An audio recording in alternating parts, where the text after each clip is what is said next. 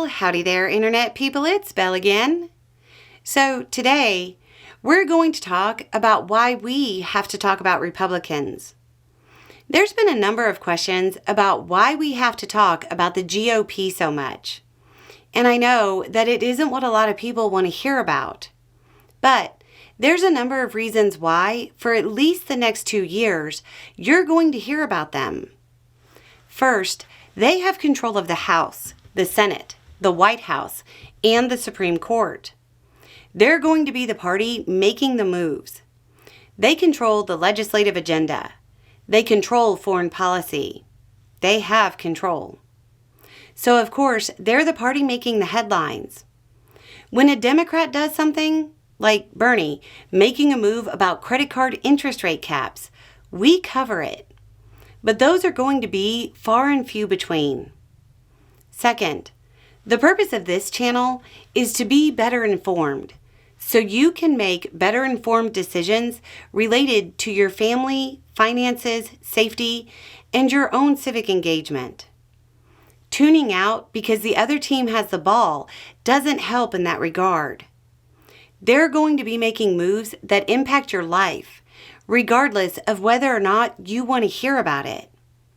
Just because you don't take an interest in politics doesn't mean politics won't take an interest in you.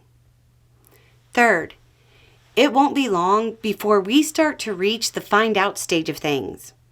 When that happens, and you're talking to the people who are trying to figure out why inflation reignited, or gas prices didn't go down, or grocery prices didn't really go back to pre-pandemic levels, you're going to have to be able to explain to them why things didn't go as promised. To do that, you're going to have to know what happened. Fourth, a lot of people who typically are very tuned into politics have fallen prey to defeatism and hyperbole. There's just nothing we can do. And their hands are in the air. If you can't influence the power structures that exist, it's time to build your own power structures in your community so we can lean on each other. That's a far better use of your time than spreading defeatism online. Fifth, we have to try to figure out who in the Republican Party actually cares about the American experiment, actually cares about the Constitution. People have repeatedly said that this time there won't be any guardrails. There are always some.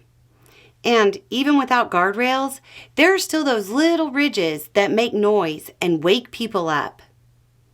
During Trump's first term, did anybody believe it would be Pence that would stand up at a critical moment in time? Because Pence is not exactly a likable guy and holds so many opinions that are counter to the way most people think.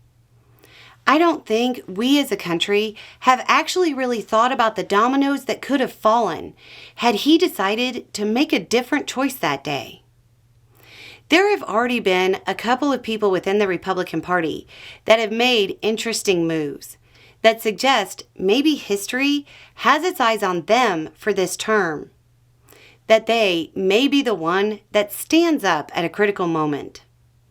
We can't simply tune out or not talk about them because they're annoying or because it's an endless clown show. People tuning out or not thinking about what happens next is part of how we wound up here. For 2 years, they're making the moves. About a year from now, we'll start seeing the campaign season start off the midterms. But until then, the GOP is going to dominate the headlines. Anyway, it's just a thought. Y'all have a good day.